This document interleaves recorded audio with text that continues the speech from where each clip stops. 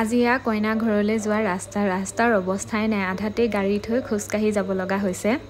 কইনা ঘৰত গৈ পাওঁতে এয়া কইনাই বাটৰ পৰা একদম সেৱা কৰি গামোচা পিন্ধাই আদৰি লৈ গৈছে আৰু এয়াই হ'ল মৰম লগা কইনাগৰাকী। কেনেকুৱা মেকআপ লাগিব তোমাক? ধুনীয়া। তুমি দেখাই দিয়াটো নিচিনা কৰি দিম ন? এই দিনাখন ছোৱালীজনীক যে দেখাই দিছিলা যে আৰু এয়া কইনাৰ ৰুমত মানুহ সোমাব নোৱাৰাকৈ এয়া বাইকহঁতে যোগাৰ কৰি দিছে। দৰ্জাৰ মুখত ড্ৰেছিং টেবুলখন দি দিছে।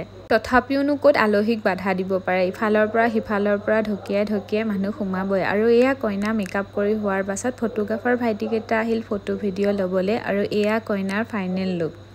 তাৰ পাছত কইনাৰ বাইকো অলপ বহিলে মেকআপ কৰিবলৈ, তাইকো অলপ চিম্পুলকৈ মেকআপ লুক এটা কৰি দিলোঁ। আৰু ছোৱালীবিলাকক মেকআপ কৰিবলৈ অলপ অসুবিধাই হয়, যিহেতু তেওঁলোকে মেকআপটো কেৰি কৰিবলৈ নেজানে। তেওঁলোকে মুখত মানে হাতখন লগাই থাকিব, অলপ খজুৱালে আঙুলি দি খজুৱাই দিয়ে আৰু সেই দাগটো ৰৈ যায়। আৰু ৰ'দত যেতিয়া ফটোশ্বুট কৰিবলৈ যায় তেতিয়া কইনাগৰাকী বহুত ঘামে।